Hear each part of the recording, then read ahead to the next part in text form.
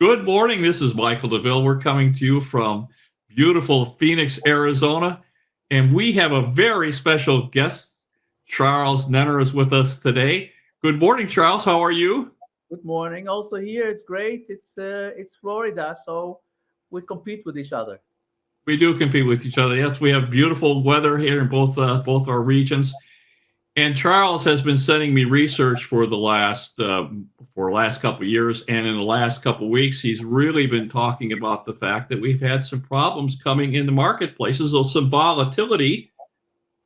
And I think we have some charts today that were sent out last week because we've been scheduling this. And today, I understand today's quite the day in the stock market.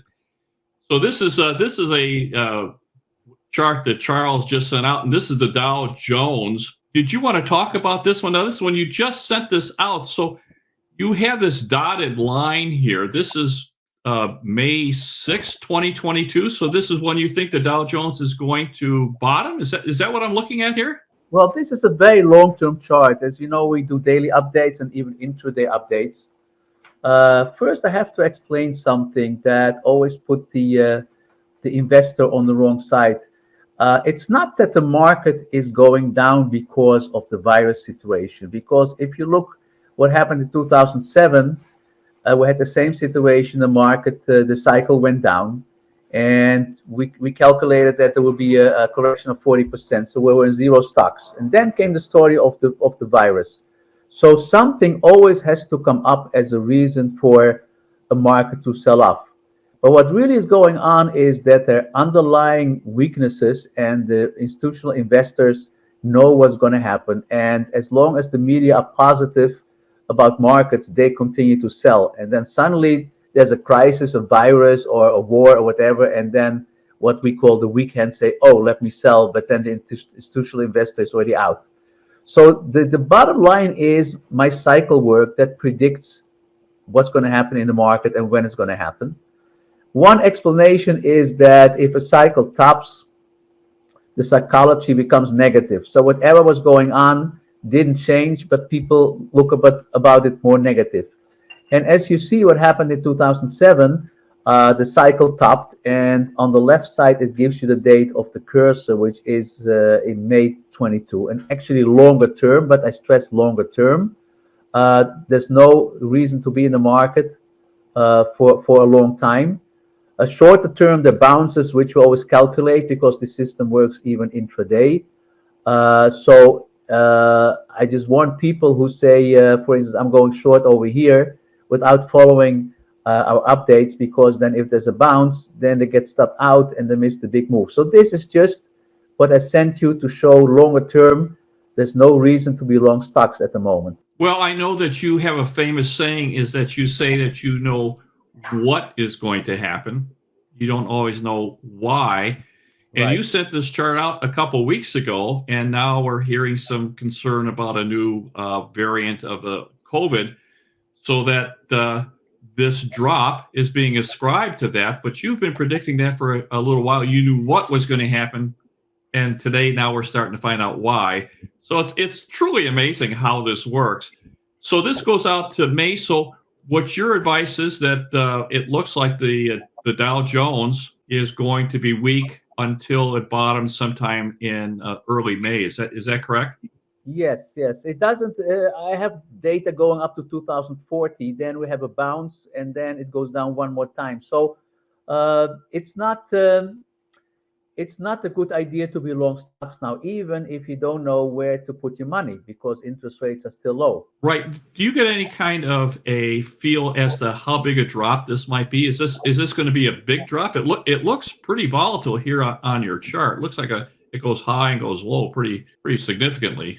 It could be a very serious drop. It has not been to the point that I say this is more than a short-term correction, but it's getting very, very close to this becoming a longer-term correction. I think for people who follow the S&P, I think the S&P is, let me take a look right now, 4580.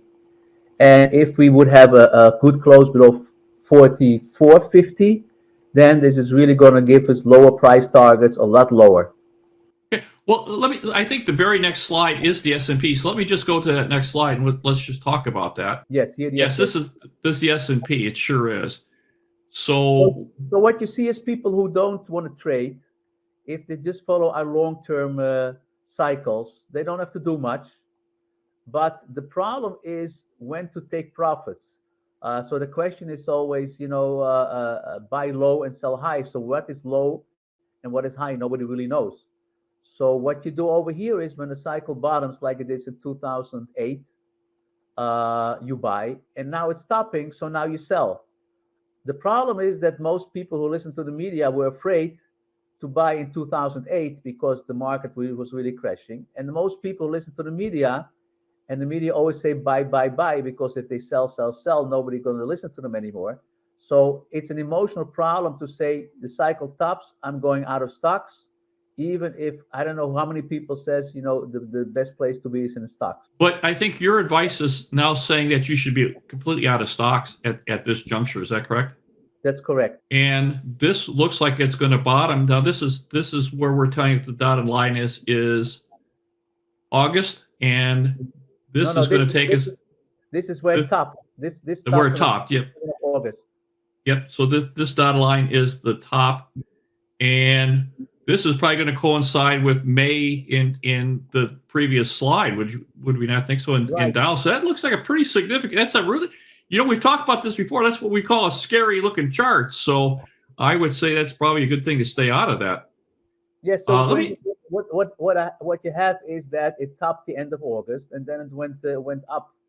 Now it's the same price as it was at the end of August when cycle topped. So the problem is, and really it's me against the media always, that people are more worried to miss the next 3-4% up than to experience the next 50% down. That seems to be in human nature. So we already out in the S&P about from the end of August, and even if it goes up another 50-60 points, we don't care. It's too dangerous. Well, thank you for that, because most of my clients are baby boomers. A lot of them are retired. They can't get this money back, so they have to be kind of careful with that. So this is not a place for someone to be at this point. There's other asset classes that probably would give you a better return. Let me go to your next slide. I think we're talking probably about the FANGs. This is one of the most popular indexes, and it looks like it's basically the same chart. So yeah, we were long the FANG, and the price target was 8,000, and it just got above 8,000. We sold for two reasons. One is the upside price target was reached, and the cycle tops, as you can see. So would you say these charts are a pretty good proxy for the economy, Charles? Well, I would. You never know. It could be. You never know why a market comes down. It could be inflation. Could even be a conflict, a war. It could be a virus. Actually, what you said in the beginning, I deal with what happens and not why it happens. The interesting thing is that you maybe know that there was a famous book written, The Black Swan Theory. And the Black Swan Theory says that, everybody uses it now, says that there are certain things that happen in markets that you cannot predict. And so my angle always is stop trying to predict, just say when it happens, because they don't deal with when it happens because they don't know. So they try to figure out why it happens, and nobody really catches it. So there could be a virus, could not be a virus. Nobody knows that. So what you do, you look at the cycles, and then you say, well, it's going down. I don't know why. So it could be the economy. It could be anything. Well, and you've got three significant charts. I have to think that the S&P, the Dow, and the FANGs are all showing the same type of thing. So that means it's probably pervasive through the economy. Whatever is going to happen, it looks like it's happening everywhere. And this looks like a fairly significant event for the next, looks like 5 or 6 months, 7 months. Am I reading that right? Yeah. All right. So stock's probably not the best place to be. Let me go to the next one. I think that's the retail we were talking about. And same type of look here too. Now this looks like it bottoms in right around Christmas, huh? Yeah, this is a little bit more short-term chart. So this says short term, it's going down till the middle of December, but I didn't make a longer term chart. Then you see a bounce and then it goes down again. So I can do short term, I can do long term. I can even tell you what happens tomorrow. Even for big banks intraday, we tell them what happens to the dollar and the euro because it's the same system. So this was just sent out as a short-term reminder for people who like to trade. Go short the retail index and then cover at just around Christmas time. So a lot of these charts look like they go down, but there's going to be some bounces in between the bottom. Is that what you're kind of saying? Yes. So someone who wants to trade could do that, I'm going to guess. Yeah, mathematically, it's very normal that the bounces, you can calculate how high the bounces go. It's like a mathematical equation, which I always try to explain to people. There's so much knowledge that is around. For instance, we give out a free subscription for 4 weeks, and I tell people, even if you're not interested, at least take a look how much knowledge there is around and try to approach financial markets from that point of view, what the professionals do, and not the story that you hear in the media or read in the newspapers, if you're still reading newspapers. Well, with a chart like these that we just took a look at, looks like we're in for a fairly volatile period. I would think that taking your free research and getting some knowledge, this would be a really good time to do that, Charles. So this would be a good place. Maybe we can just talk about that really quickly. You offer a free 30-day subscription. Is that for someone who wants to come in? So on Sundays, you get these charts with the cycles. So you see exactly what my computer shows. And then Monday, Wednesday, Friday, you get an update about most markets. It's the currency markets, the British pound, Australian dollar, gold, silver, 10-year bonds, 30-year bonds, the Bitcoin. The Bitcoin is one of the easiest because there is almost no fundamental news coming out on the Bitcoin. So it's all emotions. And as long as you have the cycles, you know exactly what the emotion is going to do. So we got the Bitcoin, we got the Ethereum, we got the markets in Europe, the bonds, whatever you want. And then we have intraday service. I'm just not sure because my office manager is not here if that's part of the free trial. So then during the day, you get an update what we expect the next couple of hours if you want to do a trade. Oh, I just hear that you get also the intraday. So the intraday probably will say the market, just give you an example, right? Bottoms at, let's take crude oil. It bottoms at 9:30 and it goes up till 2:15. And this is the price target. So if you want to have a small trade, you buy it at the number, you get the price target where it's going. And when it tops. Well, that's really wonderful. So they can do a little bit of trading if they want to. And it gives them some options to go to different asset classes. A lot of people forget that there's a whole bunch of asset classes. It's not all just stocks and bonds, that there's other asset classes in the world, and you can do well in that. People who don't like to trade crude commodities or natural gas, they can buy the ETF that follows natural gas, that follows crude, because you have to make money somewhere if you don't want to be in the stock market. Correct. You know, and money will flow somewhere, won't it? It always goes to the greatest return. So let me just go back to that last slide. It looks to me like we might have kind of a tough Christmas with this. This is for the retailers. I don't know if this is supply chain problems or if the economy problems, but it kind of goes along with your slides. So if you're a retailer, this does not look really good for you. So it's going to be an interesting Christmas. Well, is there anything else that you want to talk to in this segment? Is this kind of set up for stocks? Is there anything else that you want to go, or should we? My major contribution is for people to understand that it has nothing to do with the news. You'll take a look if we do a forecast, and then a couple of days later, the media will explain why it happened, but you know already that it was happening. So then it's a philosophical problem. Did it have anything to do with the news or not? In any case, you know before the news comes out what's going to happen. And that's a way to approach markets. You know, Charlie, I've been following you for many, many years, and I think you just said the hardest thing to understand is that the cycle is very, very predictive. It's not telling you why. It seems like everyone gets bogged down into the why, and it's really more concerned with the what. What's going to happen rather than why. I just want to know if the market's going down. I don't necessarily need to know why. I just want to know when it's going down and where I can place my money the best. And it does take a while to get the feel for that. And I'm going to be a testimonial for you. I've been following your work for a decade at least, and you've been scarily accurate. I mean, it's really been very, very interesting that you've been doing that. Kudos to you. You've done a great job. I used to say, if Charles Nenner speaks, you should listen, and I think that's very, very true. Let me go to our next segment because it's a different asset class, and we can talk about that one. So this is going into the base metals. This is going to kind of talk about some of the industrials and in manufacturing that's going on, and they use this. So this line that you have, this dotted line, that's next year in February. So looks like the base metals are down.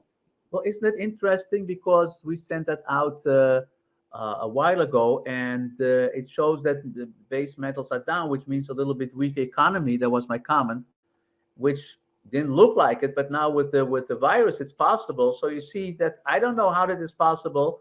So it seems that some people knew what was going to happen. They obviously didn't know there was going to be a virus. So this shows that the economy is going to be a bit weaker into February.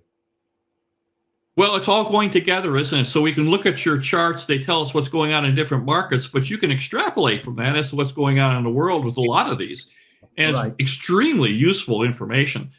So this looks like whatever is going to take place looks like it's going to be finishing sometime early 2022.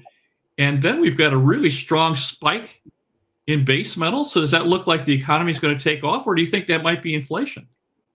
I don't know. Again, I don't ask myself why. We'll see why. The main thing is that we know what's going to happen and when it's going to happen. So this is talking about you could get into like an ETF well, I think the DBB is an ETF, is it not? Right. And go across that asset class, because here's an asset class that looks like it's going to bottom first part of 2022, and then looks like it's going to have a fairly strong recovery. Am I reading that properly? Yep. And let's go to the next one too, because this is an interesting chart that you sent out. This is on Fluor, and for those that don't know, Fluor is an engineering company. It's a big international engineering company. They are really known for gas and oil, power infrastructure, industrials, and manufacturing. They do really, really big projects. Do a lot of government projects, and this you're saying is going to looks like again bottom next. Fluor, according like I write here, I use Fluor as the best inflation indicator there is. So the interesting thing is the cycle was stopping and it's going down into the middle of January, which means this inflation should come down. And again, it's very interesting because there was no virus, no situation when we sent this out about 10 days ago. And still, the cycle knew that Fluor probably will go lower, which means that there's going to be less inflation as people expect. Now, again, I have no idea why this happened. I mean, I have some ideas, but that would probably lead to me being locked up in a psychiatric ward. So I'm not going to talk about it. But that's how it works. Well, and it consistently works. This is the amazing thing. So you have a very, very good system on it, and it has a very, very predictive. This is a system I brought for 20 years to Goldman Sachs, and it's my system. So when I left, I started my own company with the same system. So it has been proven on big capital also, because Goldman Sachs invested their own money using the system. And I can't even tell you how much it was, but it was a lot of money, until Obama said it's too dangerous. And then I left, and a lot of partners left, and the own investments of Goldman Sachs were not allowed anymore. So this has been proven for many, many years. Well, it's just a great tool that people can use, and I hope they take advantage of it. Let me go to the next slide. So this is going into our bond segment. And of course, in my business, I'm in the real estate asset class. We're very, very interest rate sensitive. We've enjoyed for the last 10 or 12 years such incredible interest rates. And thank you for your suggestion, by the way, because I'm going to say 6-7 years ago, you said we should look to buy small units and rent them out. And I'm going to tell you that has been just probably the best advice anyone has ever given, because it has just proven to be absolutely outstanding. So we do want to know how long that's going to last. But looking at this bond, you sent this out, and it looks like it held the support line. So that means that interest rates aren't going to go down. So this is the we have been watching this for a while. This is on a point and figure chart. It takes too much time to explain how it works, but on Google you can understand how it works. And we were just waiting and waiting and waiting to see what happens at the line. This is a line of a couple of years, so it's a very important support line. And right at the support line, here we go again. Something happened, the virus or whatever, they think that the economy is weakening, and the bond started an up move. But that was also supported by my cycle. I don't know if you have the cycle on the long-term cycle on the interest rates. We do. Yep, we have the 30 and the 10. So we can move to that right now. Yes. So this is right. You see, this is for a couple of years, and this is the interest rates of the 30-year. Now, what you see is it shows you the tops, the bottom. Actually, it shows you we could have another spike a little bit till January, but maybe it's early. And from then on, rates are going down. Now, that is totally against what everybody thinks. And I wrote a while ago, I don't know why. It could be a catastrophe, could be a meltdown in the stock market, people looking for a safe haven, could be a war, could be inflation, not as bad as people think.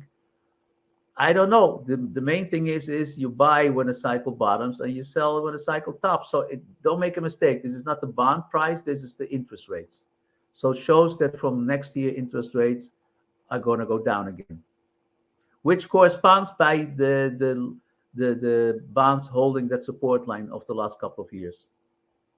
So we're looking at the interest rates.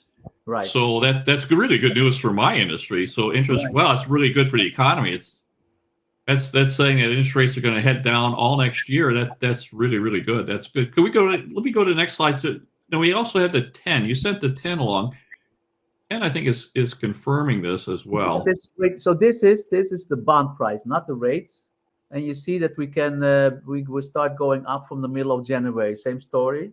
But again, it's a weekly chart, so every bar is a week. So it could be just a couple of weeks. It's already now almost December, so it could be a couple of weeks early. So I'm watching it very carefully, short term, and I think it's going to be a good investment. But again, I prefer that you look for 4 weeks on my free updates, and then we decide right now if it's a good long-term buy or not. Because if you don't want to be in stocks, you have to put your money somewhere. So this is showing that the value of the bond is going to go up, which means that the interest rates are going to go down. Am I reading that correctly, Charles? Correctly. So this is another asset class someone can take advantage of, and here's something that on your cycles is showing that this is going to give them a great advantage. So yeah, why wouldn't you do a free trial offer, and if you like it, keep it. If not, then move on. But I'm going to tell you, I've had it for years, and I think it's just absolutely wonderful. Again, the problem is the emotional problem, because you're going to go against the whole media that says, interest rates are going higher, higher, higher, and you need to be strong to say, I think it's going lower, lower, lower. And what bothers me always is that nobody shows you, if they calculated, how they get there. You don't see this kind of charts on television. They just talk around it and they make up a story. And I can't challenge them because they don't really show me how it's being done. So the problem is, that's why I don't really follow most of the time what the pundits are saying, because also for me, emotionally it's difficult to go against the whole world, but that's what you have to do. Well, I think the pundits want to make news rather than make money for people, so they want to make sure that you're into the next one. Let's look at the next slide, and then we're going to talk about what everybody loves, gold. So you sent out your gold chart. So this is actually the COMEX gold. This is the physical gold, and this is a pretty nice looking chart. Now, this goes right back to what you're talking about, Charles, is that here's another asset class that people can take advantage of, because this looks like a very, very nice looking chart. Am I reading this right? Yeah, they all look like good charts, but this shows that the bull market is going to continue, but not yet. A lot of people have been caught in the crossfire over here, going long too early, being stopped out. So I continue to send this out and just wait till all the cycles bottom. And this shows the middle of December. And by middle of December, we're going to take a look at the longer term charts also. And we're waiting for the bull market to resume. So that's a nice way to play, especially if you go into gold stocks, because they give you a nice dividend also, better than what you get in the bank. Much better than what you get into the bank. So let me just go to the next slide and let's take a look at that. So this is GLD. I don't think GLD has a dividend. It looks like a it looks like it's confirming the COMEX gold. Is that correct? Yeah, but GLD is for people who don't like to trade commodities. They want to go to sleep. So GLD is just like an ETF you buy, and you cannot lose more money than you invest. It's like a stock buying IBM. So that's why we do GLD for the people who are not so sophisticated to trade gold futures. So this is something you can buy and forget for a long time. Right. Let me go. I think you have Newmont here too. There's Newmont. So again, a fairly good-looking chart on this, and this is what you're recommending for someone that might want to get a dividend. Yes, this is for an investment and targeting gold. I usually go into Newmont mining for people who don't trade GLD or futures, and I think it can have a big up move. Again, please follow the research to know the entry point, because my experience is that sometimes when I talk about these things, people the next day buy it, and then it goes down because it's not bottoming yet, and then it gets stopped out and they get afraid and they miss the whole move. So we don't only tell you when it's going to happen, we also tell you at what level you have to get in. But this is you've often mentioned with this gold that this might be a little more conservative of a move when the gold bottoms. It's going to be for a fairly long move. Is that correct? Yes, we're expecting a move of a couple of years.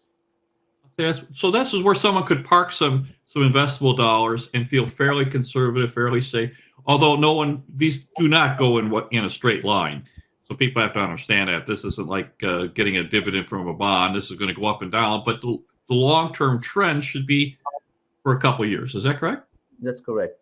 All right. Well, so I'm sure we're going to get a lot of questions from gold. We have an awful lot of people who are interested in gold. I like gold myself. I like those real assets. So this is Bitcoin. Now, here's something I don't know anything about, but there are so many people that absolutely love Bitcoin. I think you like Bitcoin too, do you not? Well, I do it because it's so easy. That sounds strange. Again, it's easy because it's not going to be bothered by any news coming out fundamentally or any quarterly results. So it's all the cycles. So as you see, as the cycle is now, take a look, is bottoming the 9th of November. That's correct. So we've bottomed already. We bottomed already, yeah. So that looks like a very, very nice up move. Right. So it should move up again. And of course, you send us out with your charts, do you not? I mean, I think you follow the cryptocurrency, do you not? Well, we have to tell them exactly what the price target is and when it's worthwhile of standing aside, because it's very volatile. So the cycle could be up, but in the meantime, it could go down 3,000-4,000 points. And people are very much trading. So I have to tell them where the levels are. And then we get into the intraday stuff. So then we send out an intraday mail that says, in 1.5 hours, there's a cycle top for the next 3 days. So they know exactly what they have to do. So I would say this is probably more of a trading vehicle still rather than a conservative store of wealth. Is this still more of a trading vehicle? Well, I don't know. It's very volatile. And if you don't know what you're doing, then everything is dangerous. And if you know what you're doing, like I hope that we know what we're doing, then everything has the same possibility. Okay. Well, we're going to get tons and tons of people calling on the cryptocurrencies. They really, really like those. So we might have to do another segment on this, just on those, because people really, really love them. We'll have to look at those. Let's go to the next one. We also update GBTC. That's an ETF following Bitcoin, and ETHE that's following the Ethereum. So people can use this as a stock. They don't have to trade the Bitcoin. or the Bitcoin itself, or the Ethereum. They can trade the ETFs. So lots of choice. Yes. Well, we'll go into this. Is going into my segment. You know, I'm in the real estate industry here in Arizona, and thank you for including Toll Brothers. So, what exactly are we looking here? We have a lot of people here that are interested in real estate in my group, and it has been very good. Now, we chatted in just prior in 2020, just prior to this big drop. And then we were still very positive on real estate, and you can just see this has just been an enormous spike. We have done exceptionally well, and it looks like, Charles, maybe you should tell me more about this. This is a pretty long chart. Yeah, it is very long term, and it looks like that you really have to be out by the end of next year. Or you don't have to be out, but things seem to be reasonably stable until January of 23. And can we put a magnitude on that at all? Does it look like it's going to be something like we looked at the Dow, where there were drops, or you just think that that's the long-term trend starts to you think the cycle is rolling over at that point? Yeah, so that's why I didn't calculate it, because I still have a lot of time to calculate it. Okay, so we've got a pretty good cycle that people can feel reasonably comfortable getting into the marketplace for the next year or so. Then they have to brace themselves at the market, because I think the market's going to the cycle starts to complete. We start to get fully valued in another year or two. And I looking at this chart, maybe it's a year, and then it's time to start thinking of cycle completion and how you're going to protect yourself on that. Is that correct? Well, remember, first the stocks go down usually before the real estate goes down itself, and then you can always short Nenner, Toll Brothers, or you can buy some long-term puts on it. So if you have a big profit on your real estate, you can defend it by going short the stocks. That was an absolutely brilliant suggestion, Charles. That's why I love talking to you. You're such a smart guy. So for my baby boomers, if you do have a real estate portfolio, in order to hedge that, you want to buy puts against the builders. That was brilliant. That was absolutely brilliant. That was just phenomenal. So I think we're getting to the end of our slides. We just have one left. I think this is talking about lumber, and of course, lumber just got crazy. And it looks like it's stabilized again. So it looks like it's going to bottom early next year. So maybe this is a good time to be building a house. Well, it says lumber price is not going to do much until May next year, and then they're going up again, maybe supporting the price. This lumber came down so much, but nothing happened to the prices of real estate. This is just for people who build and want to know when to buy lumber. Like we have people that have McDonald's kind of businesses. They want to know when to buy live cattle. We have bakers who want to know when to buy the wheat. So this is for people who are interested in lumber. And it's kind of following a couple of our other charts. So maybe that's when inflation kicks in. Of course, again, we're not sure. With the cycle is just saying it's going up, we don't necessarily know why, but it's kind of giving us advanced notice as to how to plan. Be great for, if you were a builder, if you were a Lennar or Toll Brothers, that will really help you know when to buy your forward futures on your lumber. I'm thinking this would be a great thing to have. Yeah, or if you make chocolate, you want to know when to buy coke and sugar. So we do all kinds of stuff for companies. Absolutely outstanding. Well, Charles, we thank you so very much for taking so much time with us today. It's just absolutely wonderful. I do want to remind everyone that Charles does offer a free trial subscription to his wonderful charting and a lot of his advice that you're going to get. And if you want to just say, how do they reach you? They go to, is it charlesnenner.com? You go to charlesnenner.com. Well, it sounds like a wonderful thing. I want to wish you a great Hanukkah. Thank you very much for taking your time with us today. Is there anything else that we might have missed that you want to cover? No. These times are going to be very volatile. So again, don't listen too much to the media. Take a look at 4 weeks how approach markets. This is what the institutional people do, and then you have an idea how really it's easy to make money. Well, if they follow your charts, I think they will. Charles, thank you so very much for spending your time with us. You're welcome.